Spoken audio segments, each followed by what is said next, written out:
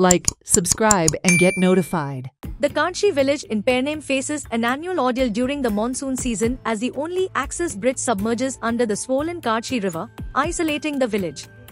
Freedom fighter Shankar Narayan Gadh and his family have expressed their distress over the recurring issue.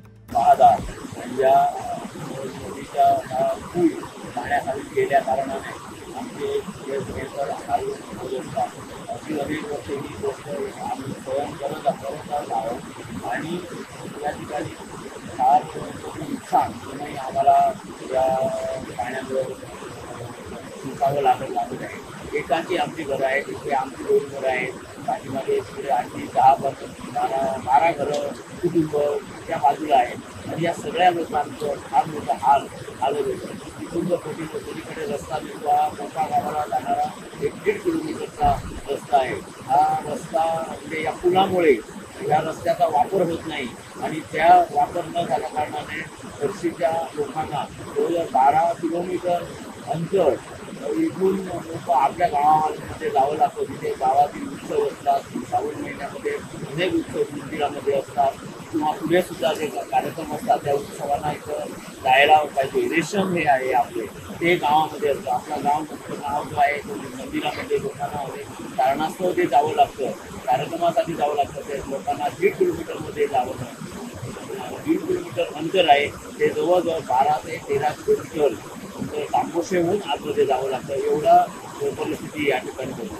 या पाणी भरत असल्या कारणाने आम्हाला पलीकडे जाऊन राहता येत नाही, कारण आमची आर्थिक परिस्थिती तेवढी नाही. या पाण्यामुळे सगळ्यात मोठा मला नुकसान झालेलं आहे ते म्हणजे 2022मध्ये आमचे वडील स्वतंत्र सैनिक असल्या कारणाने त्यांच्या योजनेतून मला नोकरीसाठी अपॉइंटमेंट लेटर आलं होतं. परंतु दुर्दैव एवढं की ज्यावेळी जॉईन होण्याच्या वेळी मला मडगाव या ठिकाणी माझं पोस्टिंग होतं, मडगाव कलेक्टरमध्ये, आणि नदीला पाणी भरून राहिलं. त्यावेळेला वर्षी एवढं 22मध्ये पाणी भरलं होतं. 27 दिवस आम्ही पलीकडे अडकलो नदी, सतत लोकांच्या संपर्काविना. मला पलीकडे जाताच आलं नाही. ठराविक मुदतीत मला तिथे कामाला नोकरीवर जॉईन होता आलं नाही. त्याच्यानंतर माझी आई जी तिचं वय आता नाही म्हटलं 47 वर्ष आहे, ही आजारी पडली. या सगळ्या व्यवहारामुळे तिला औषध पाणी व्यवस्थित देता आलं नाही. For the past 5 years, the Kanchi bridge has been submerged, leaving the villagers stranded without access to essential services. Students are unable to attend classes, and villagers cannot shop for groceries as no vehicles can cross the flooded bridge. Without proper facilities in the village, residents rely on the fire and emergency services for medical help. The Gadh family has requested Chief Minister Dr. Pramod Sawant to assist the affected families by raising the height of the bridge, ensuring safe and uninterrupted access to the village. दरवर्षीप्रमाणे आमच्या ह्यांना एक असेच पाणी भरता, शाळेत आमकां वचूंक मेळना ना, असंच पाणी भरल्यामुळे. तसेच माझे गेल्या वर्षाचे 2 पेपर रावले.